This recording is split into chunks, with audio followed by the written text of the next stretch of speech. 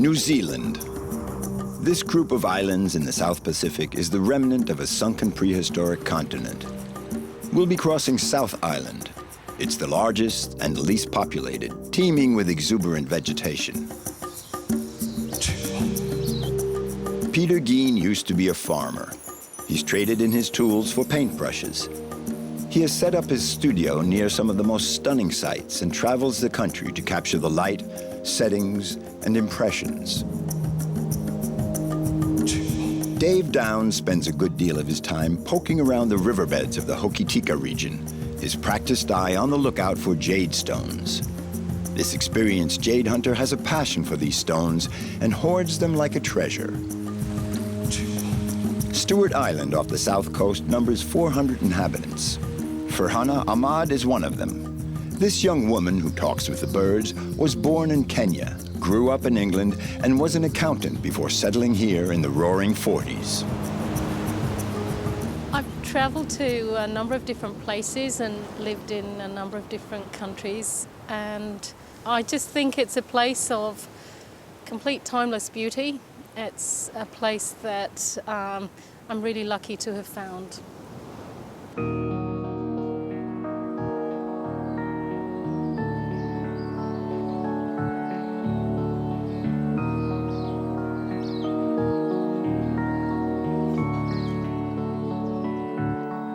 Aotearoa. In Maori, this means land of the long white cloud.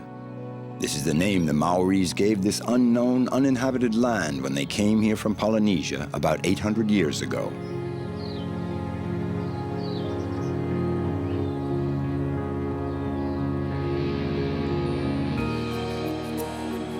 After the early Maoris, it was a long time before other men reached this island far from anywhere.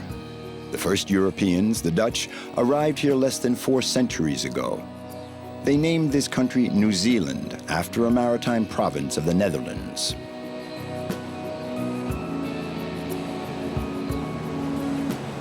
This island, along with the Antarctic, is one of the last great territories discovered by man. This young land, with its short history, was preserved from human activity for a long time, which is why the wildlife in New Zealand is particularly rich, lush, and beautiful.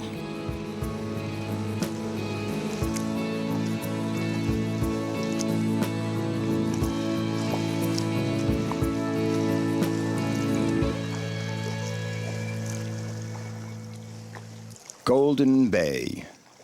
This is where Abel Tasman, the first European to land here, dropped anchor. There was also James Cook. With its 15,000 kilometers of coast, New Zealand is a land of mariners and sailing. Peter and his wife Carrie are out paddling on Golden Bay in the early light of dawn, but they're not doing it just for the exercise.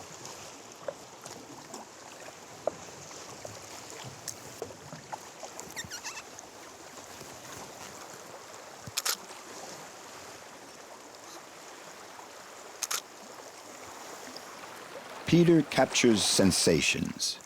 He seizes the different lights, reflections, and all the expressions of nature that he will rework later.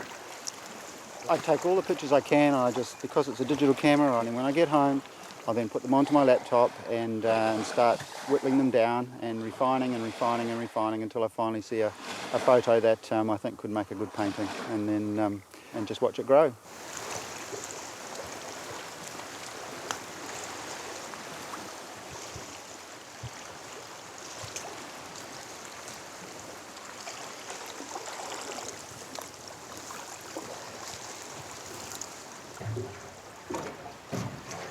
The reason I like that scene is mainly because it's a rock. It's solitude, it represents solitude. It's solid, it represents age. It's, been in all weathers, and there's just something nice about it, how it just sits there, reflecting, and yeah, it's just nice and peaceful, and it's a bit how I feel sometimes. It's a fantastic place to go, yes. Yes, you can always go around there and be guaranteed a painting from a trip around there in the kayak, that's for sure.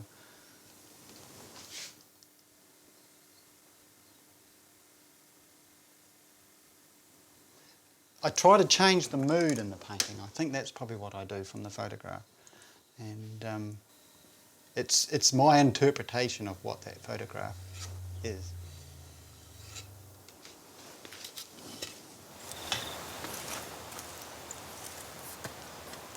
New Zealanders are very ecology-minded, and Peter and Carrie are good examples. Their garden is thriving. The earth is generous. The climate, ideal.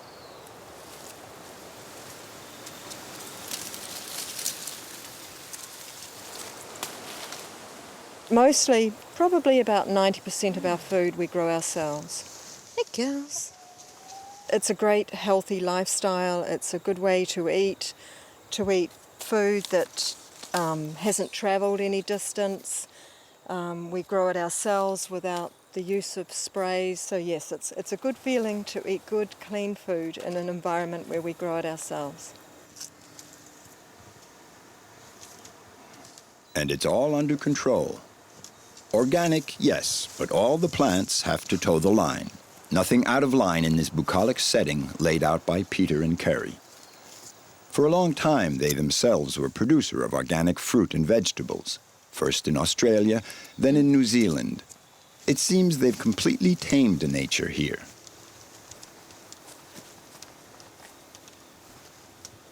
When you go to the supermarket, the food doesn't look like food anymore, not like the food that we used to, or our grandparents used to eat. It's hardly recognisable as food because there are so many ingredients in the food that I can't even pronounce. And it's a real paradox that we know more about food and nutrition than we've probably ever known in the world.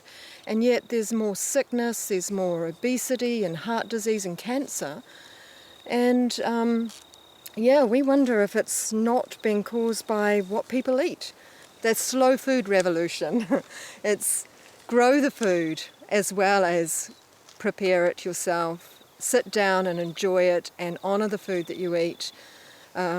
We prepare it as close as possible to Mother Nature has presented it to us. Peter worked the land for 25 years. Then he put away his farming tools for good and took up the paintbrush. He transformed his hobby into a full-time activity.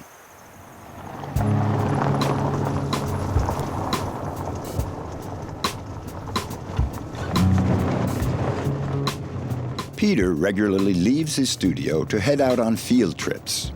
2 or 3 days on the road in search of the most beautiful spots. And here he's certainly spoiled for choice. Well, a field trip is basically information gathering. It's a way of getting out into the environment and living in the environment and smelling the environment and what have you, and absorbing the necessary ingredients to take back to the studio to work with. There's still a few spots out there yet to be discovered, but there's a lot of places that we have been, that's for sure.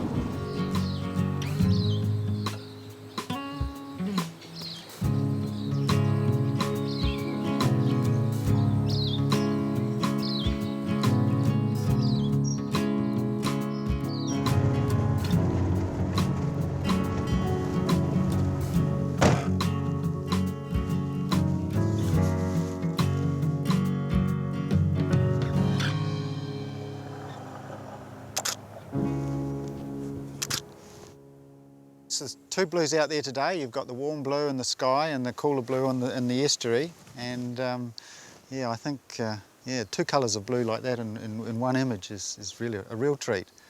And yeah, and they've got the contrast of the orange on the cliffs. And yeah, there's some lovely colour out there today.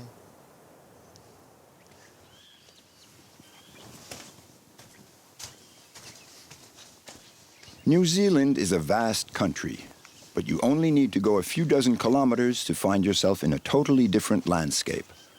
From the sea to the mountains, the transition is quite abrupt. It's very dry, isn't it? Mm. And each time the surprising settings take the traveler on a voyage through time.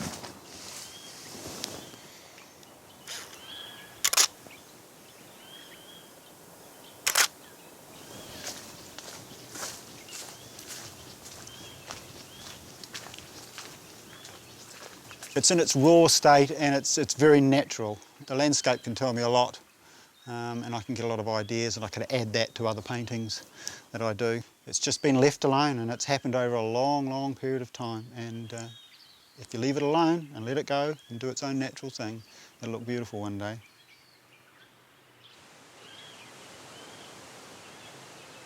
The entire west coast of South Island gets heavy rains. Between downpours, the sky clears up, and the sun pours down into these valleys of the rainforest thick with tree ferns.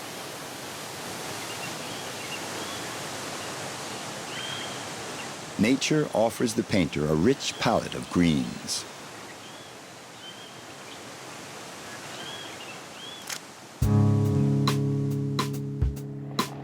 Peter's camping car serves as his second studio.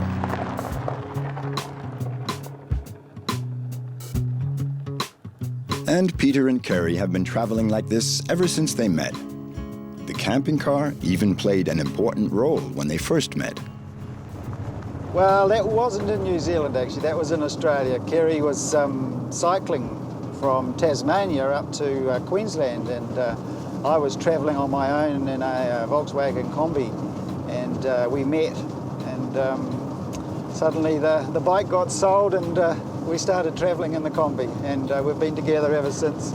We've always worked together, we've always been self-employed, and we enjoy each other's company profusely, and yeah, we love each other very much. A bit of erosion up there though. I think Peter needs a break so he can get into the environment, and I like to come with him. So yeah, he needs to get out, and I think he sees almost every time he goes on a field trip, he comes back full of inspiration. He's got to get into a painting really quickly. So yeah, it's good for him.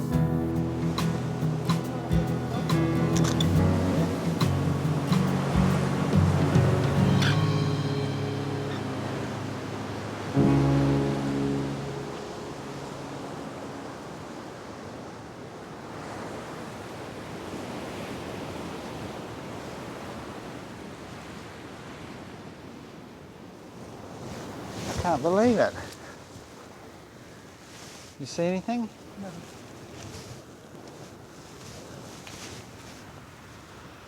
No. We're looking for New Zealand power, or abalone, but there doesn't seem to be much here today. We may have to trek down to the other end of the beach. Ah, luck.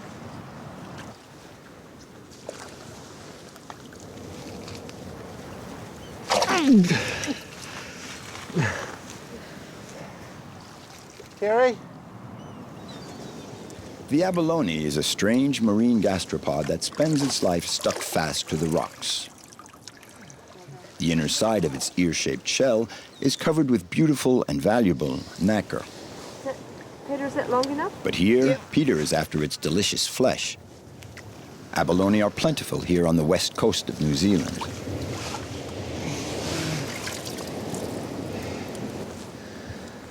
That should be enough. Turn it over and check the size. Yep.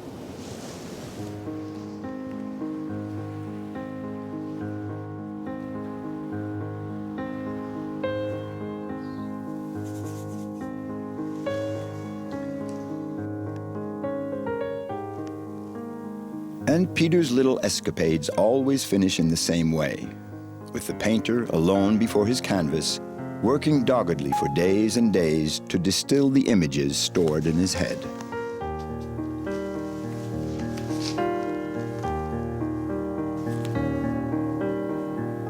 A photo will only capture a certain amount of information that I require, and I'll further that, and that's the advantage of doing a field trip. So I bring the landscape to me.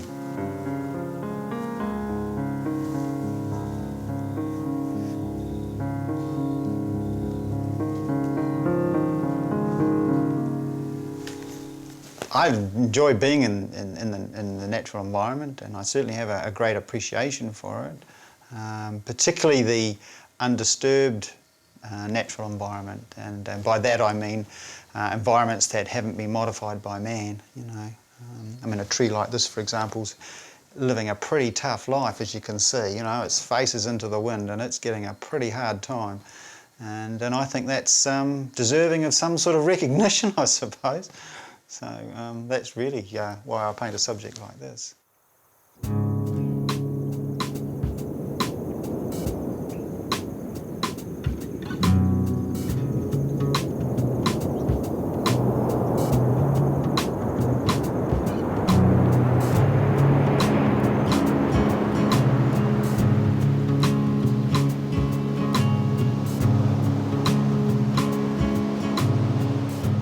With Peter's high-definition landscapes, it's sometimes hard to tell the difference between reality and the painting.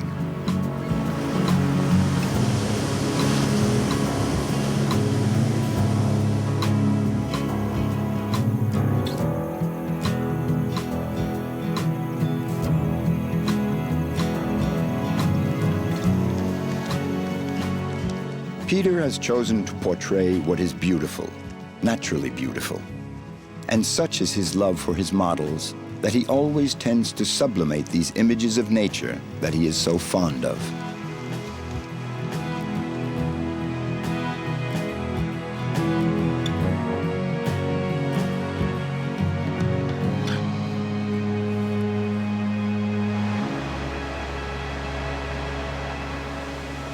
I like to come on site and bring the painting back towards the very end of the painting process.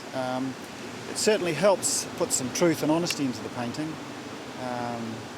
Sometimes it's quite difficult because the paintings are big and the easels are big and I've got to lug all my equipment to the site, and if it's a long way away it's quite a mission, but sometimes final touches that you see the most, so it is important. Peter Geen is now a recognized artist in his country. But this regionalist painter, as he calls himself, is above all happy to have fulfilled his dream, to live for painting and to continue to take delight in the impressive variety of these landscapes.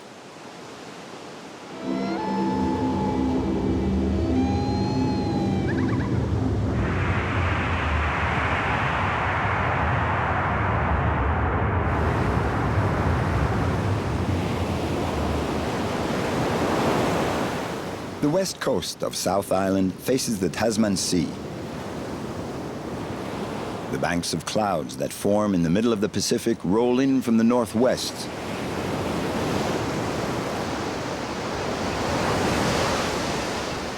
The west coast is virgin territory, pioneer country.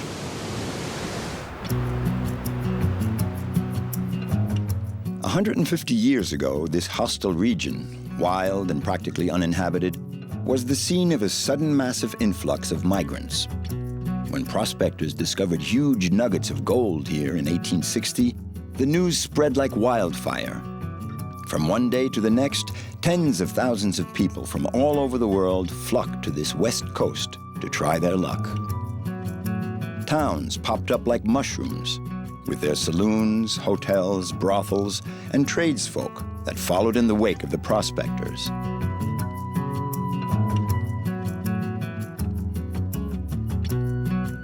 They even quickly built a dock in Hokitika for the many boats bringing in new arrivals. The California gold rush had already petered out, so New Zealand appeared as the new Far West.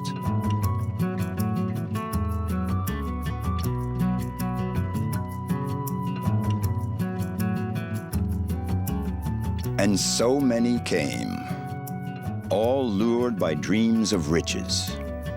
In a few years, the West Coast was transformed, ravaged, and a good number of valleys were leveled by the miners who laid waste to entire hillsides in their quest for the coveted gold.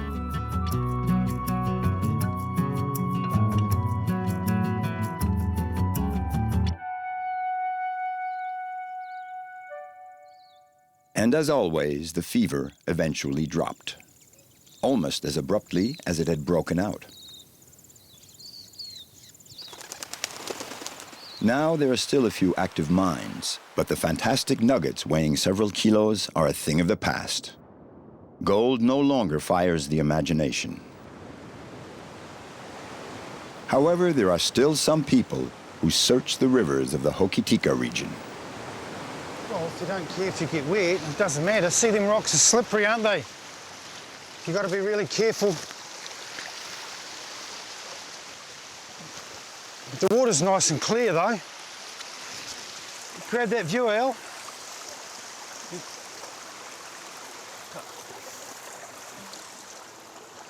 You see how it breaks the water?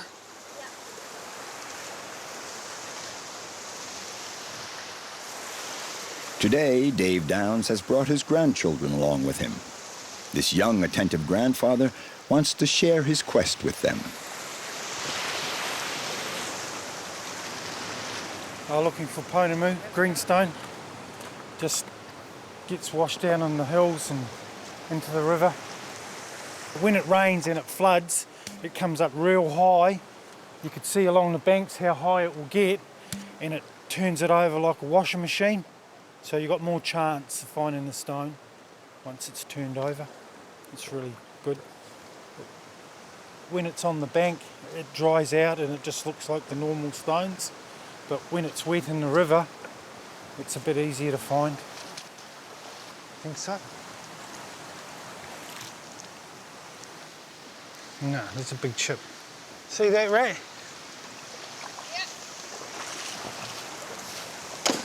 That's syrup.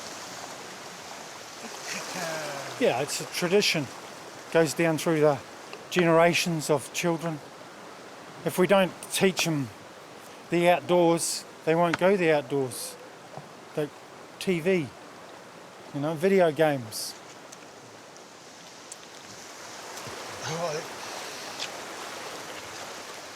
The region of Hokitika is the place in New Zealand to find jade. For the untrained eye, these thousands of stones all look alike, and the ordinary hiker could pass through here without noticing the rare stone. Dave, however, is always on the lookout.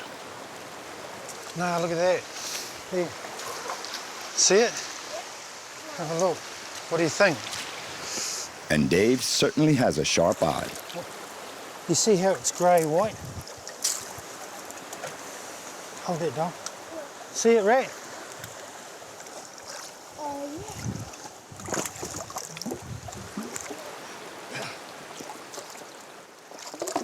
Look at that.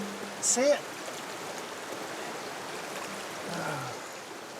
Look at that.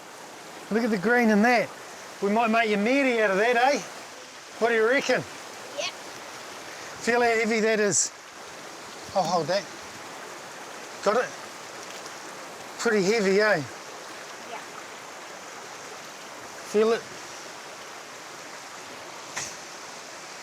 It's just luck.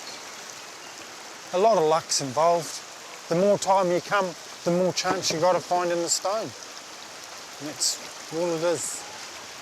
Luck and time.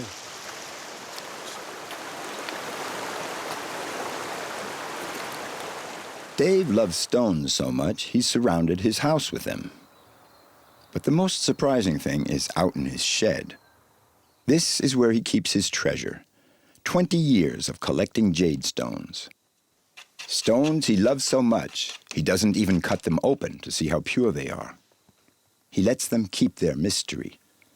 His whole fortune and history is contained in these piles of jade stones. It's a passion. It's a passion. There's browns, greens. The browns are beautiful. These are very, very rare stones. You see the brown crust in those. This is a beautiful Arahura chip. Look at the colour in that. It's marvellous. When I first started, it was for the commercial side of it. I was going to make a lot of money on it. Then I cut a few. I've still got them. I haven't got the money for them. Something grabs you and draws you into the stone. It's not just a Mary thing. It's not just a mouldy thing. It's just the stone.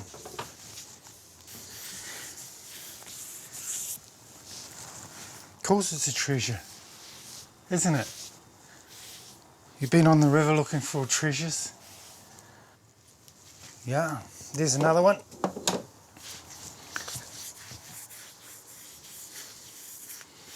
So once you cut it, you just turn it into a rock. It's not pounamu. It hasn't got the character.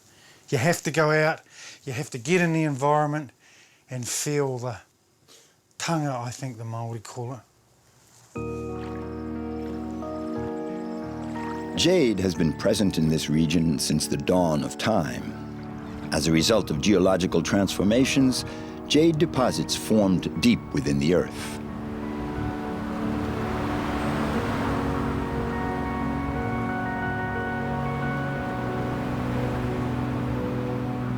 When the southern Alps were formed by upthrust just inland of the west coast, the deposits of jade were lifted to the Earth's surface.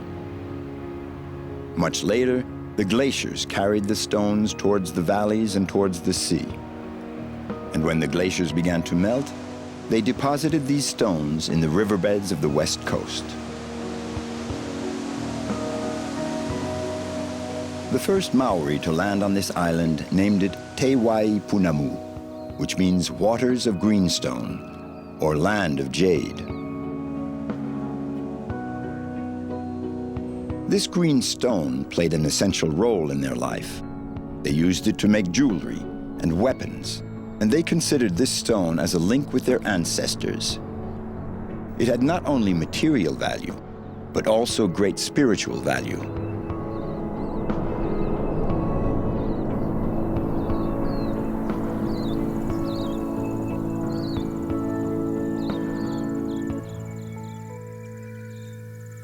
Since the arrival of the Maori, a great quantity of jade has been gathered from the rivers and along the beaches. Now, no one knows exactly how much is still left in the rivers. The deposits have been scattered to many different spots. But even today, the Maori have managed to preserve the traditional methods. The jade must always be collected by hand.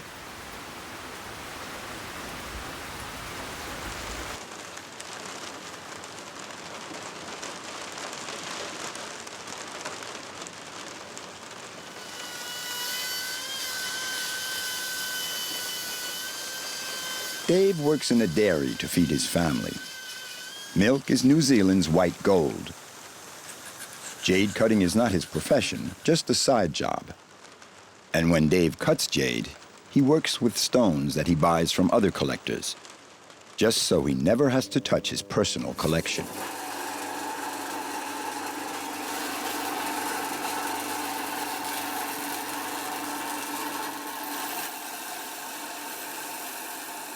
And yet, here Dave is cutting the stone he has just found in the river. He has a good reason for making this exception today.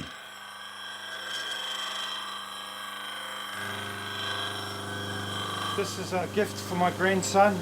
It's a mere that the Maoris used to use for self-defence when they were first out here. Because the stone is so hard, you can get a fine shape to it and it becomes a good sharp weapon. This will be just for show.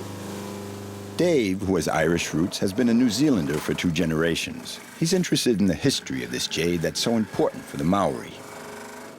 Relax. Let's go, Lino! Slower. When he's not searching the riverbeds, Dave spends his free time with the Kiwis, one of Hokitika's 2 rugby teams. Relax. Hold up! Rugby is a veritable social and cultural phenomenon here. And again, we find the mark of the Maori culture in the haka, the impressive warm-up routine made famous by the All Blacks.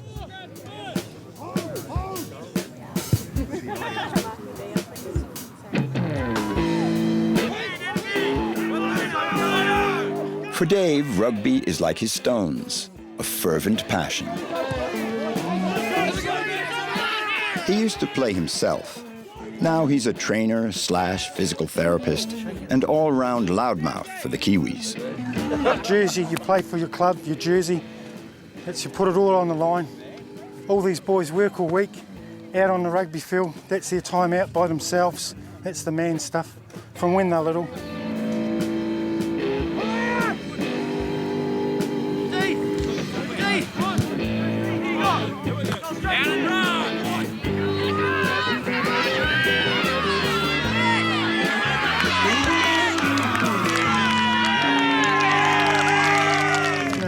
we won 36-28. We should have got 50. We've still got a bit of work to do. But this is the derby. This is the main game of this round so far. They're the top team. We just took them out.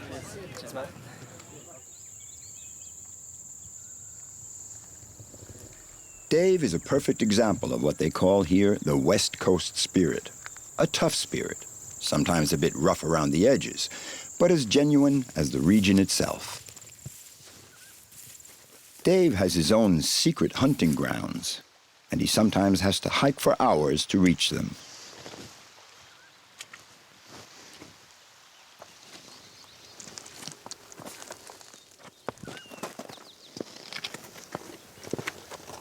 This quest for jade is not as obsessive as the gold fever that afflicted thousands of adventurers 150 years ago.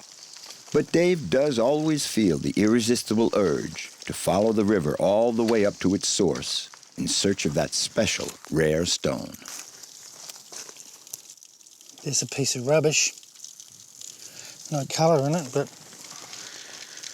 it's a bit of stone.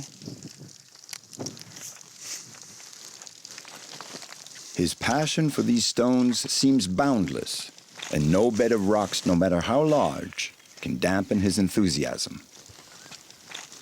This is the Kawaka, but the water runs under the loose rocks, and as you get up round the corner up there, the water's in there, and it must go under the ground and then down and out into the Arahura River.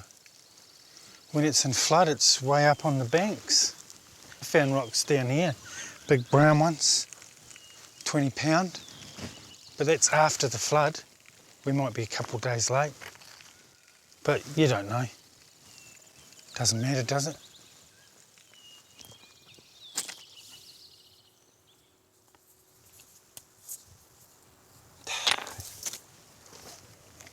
Pounamu's a bonus, you know. Don't get me wrong, it's good to find the Pounamu. But you know, look at it. It's a lovely day. What else would we be doing? You've got to get away from work. Yeah. It's lovely, peaceful.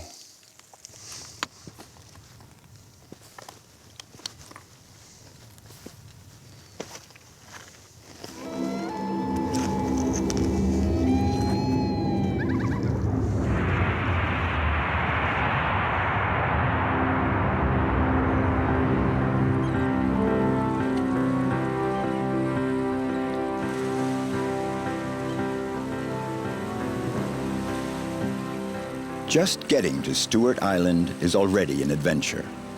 Whether it's by boat or in the small airplane that makes the connection, the crossing to this region off the coast of South Island is a real expedition. The currents are strong and the ocean is rarely calm, and the winds are as free as the air.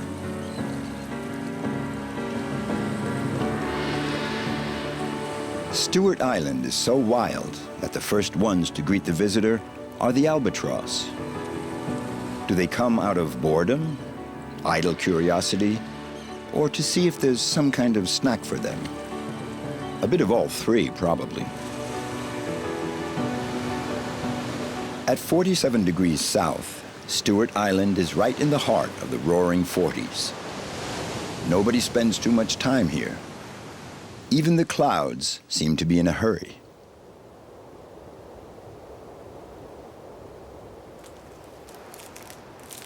Furhana Ahmad came to live in this wild paradise 14 years ago. She knows a good deal about the wildlife of Stewart Island.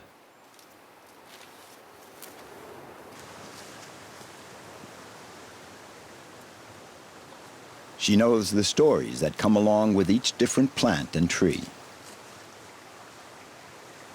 This vine here is called supplejack, and you can see the top. It looks like asparagus, like a head of an asparagus. And Maori used to eat it. They used to break it and eat it, and it tastes like a green bean. And when they couldn't find running water, they used to cut stems of this, break it, and drink the sap. And as the vines became older, like this, Maori used to weave them and make fishing baskets out of them.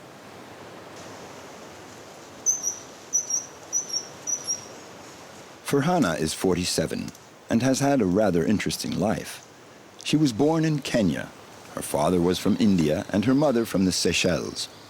She studied business and geography in England and worked for about 10 years as an accountant in London. Then one day she turned her back on all that and decided to travel. I came to New Zealand 16 and a half years ago, and I did a lot of hiking from the North Island, South Island and in Stewart Island, and I spent quite a number of years walking by myself in the forest and just watching and listening. Living in New Zealand gives you the encouragement to learn and find out more, so I did a lot of my own research. After several years of backpacking, Furhana decided to settle on Stewart Island. In fact, she couldn't go any further. Continuing southward, the next stop would have been the Antarctic. This is what Stewart Island roughly looks like. It's our third largest island. This is the west coast and the southern side, and then the Neck Peninsula, Patterson Inlet. 93% of this island is conservation land. It's in wilderness, it's uninhabited. 5% of Stewart Island around here is Maori land. And Maori arrived in Stewart Island in the 13th century, but they haven't lived here all the time. 2% of Stewart Island, mainly through here, is land available for private ownership, and there's only 28 kilometres of road. There's 750 kilometres of fabulous coastline. It's an amazing place.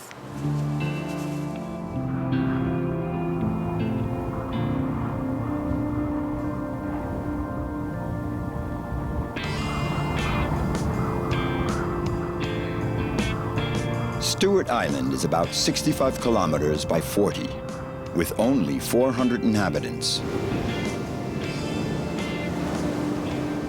And it's not an easy island to get to know.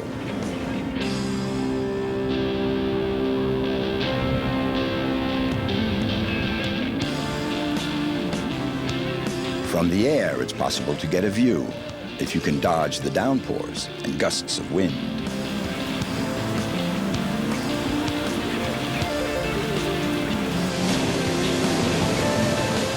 Coming in from the sea, you're often faced with a rather uninviting coastline.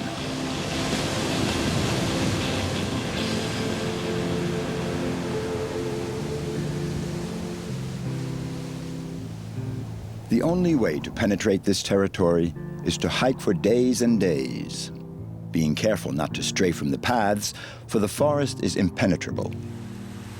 Here, the vegetation definitely has the upper hand. This vegetation even seems to be gaining ground, waves of branches and roots encroaching on the sea, and not the contrary.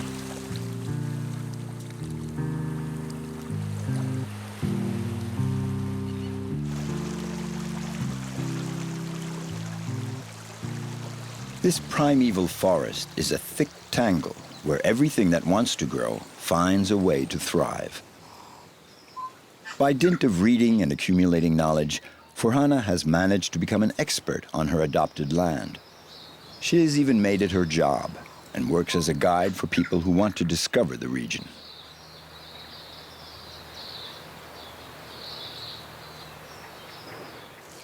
This is a beautiful example of a lichen, and a lichen is a plant that's made up of a fungus and an algae. And the fungus makes the structure and the algae helps to make the food. So they grow very, very slowly. You can find this lichen throughout New Zealand. It's very common, and we call it a sample of a foliose leafy lichen. Yeah.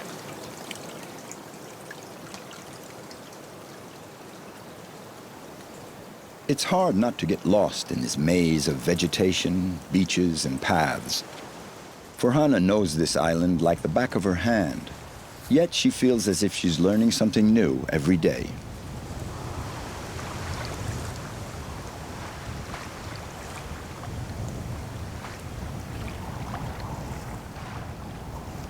This plant is called the muttonbird scrub, and it's very soft underneath. It's almost like leather.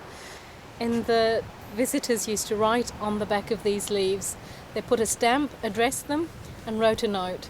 And the local postmaster would get these leaves, and he used to send them on. The softness of these leaves were favoured by both the Maori and the Europeans. When they went into the forest, they used this as toilet paper, and it worked very well.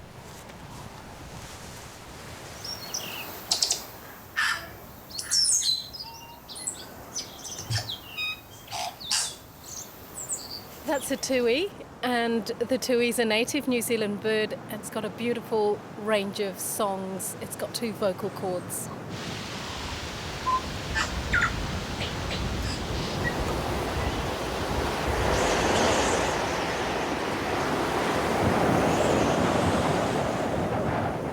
And once again, the roaring 40s are playing their favorite symphony for wind instruments and percussion. For winds blowing in gusts, for winds whistling in the branches. For the squalls that whip up the sea as if urging the waves to play even louder.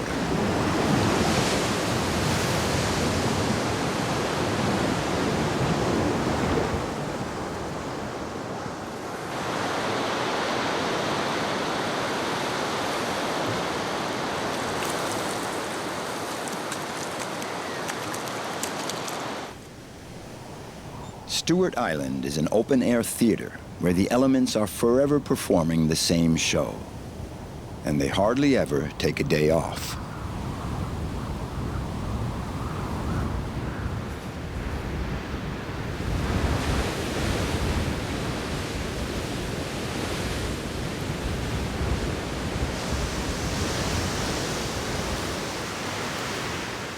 Quite a bizarre spot to live all year round.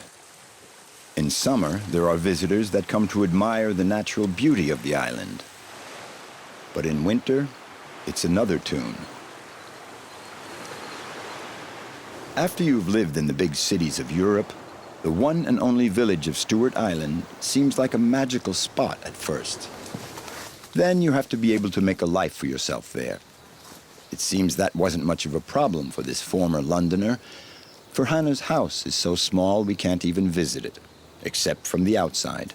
This is my wilderness chateau. It's very enjoyable being inside, whether it's a 10-bedroom chateau or a 1-bedroom chateau like mine. When the wind is outside and the rain is outside, inside it's your castle, and it's really nice and warm.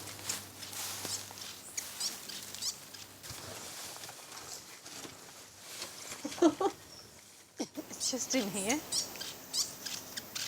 Oh, yeah.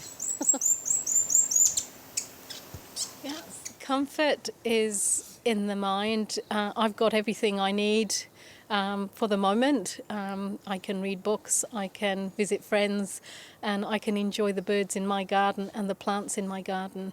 And I have the best duvet that you can buy on the market. So, yeah, I'm warm, I'm happy, and I've got this wonderful forest around me.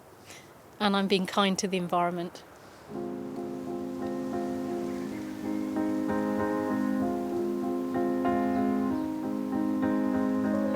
Furhana has turned her back on what she calls the concrete jungle and the rat race, quoting the titles of 2 Bob Marley songs. Here, the jungle is vegetation, and the only racing we witness is that of the sun and the clouds in the sky.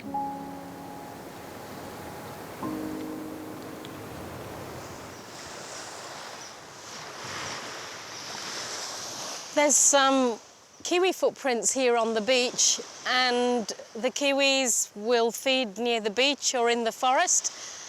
And this kiwi has been out early this morning, so we'll try and see if we can find one. A kiwi is a flightless bird. It's one of New Zealand's most ancient birds. and our national icon. Furhana can take us to places where nobody else goes. But even so, there are no guarantees of spotting every single animal. And this time, we didn't manage to see any kiwis. This wingless bird is mainly active at night and is very shy. But there's always some curiosity to catch one's interest.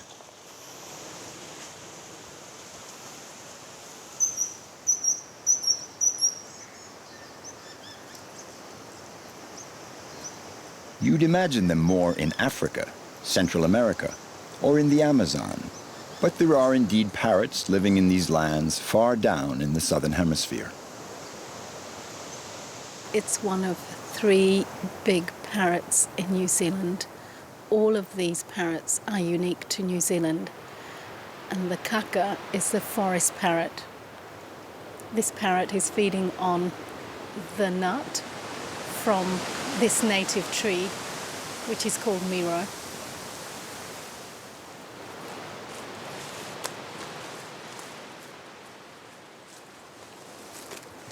New Zealand's human history is rather brief, and that's surely why natural history is so important to New Zealanders.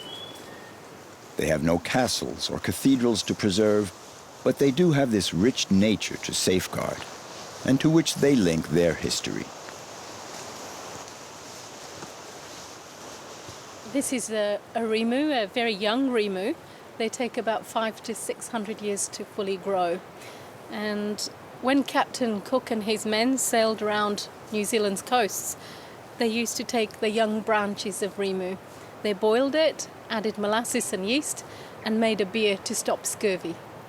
But I don't think it worked. On Stewart Island, even the birds have their papers. Every year, there are major banding operations organized for certain species. And birds that aren't endemic are not welcome.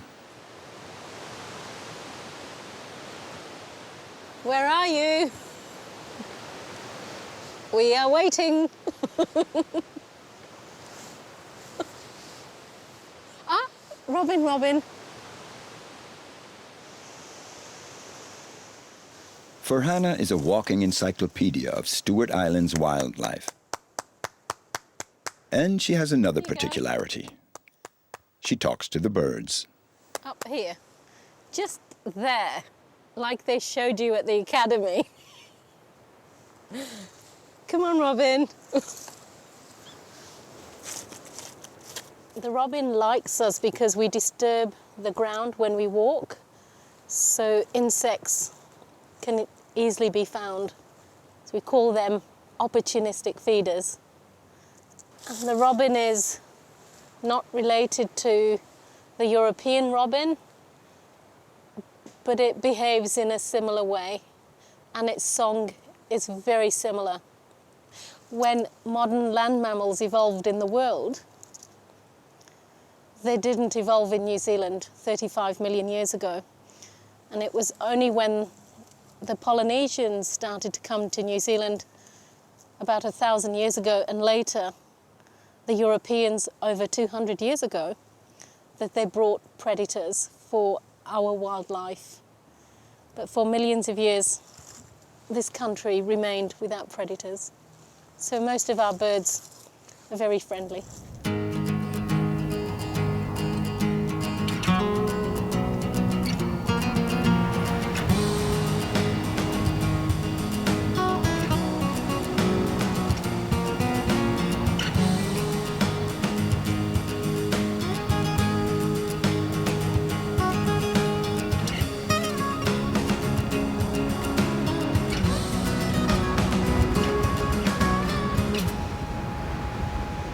The privilege of living on Stewart Island also means accepting the drawbacks. A rather restricted social life and rather harsh climatic conditions. Furhana's choice was obvious. I think the country that you belong to isn't necessarily the country that you were born in or the country that you were brought up in. It's a country that you choose for the things that you value in life. I love the outdoors, I love the natural environment, and for me, this means New Zealand is the right country for me.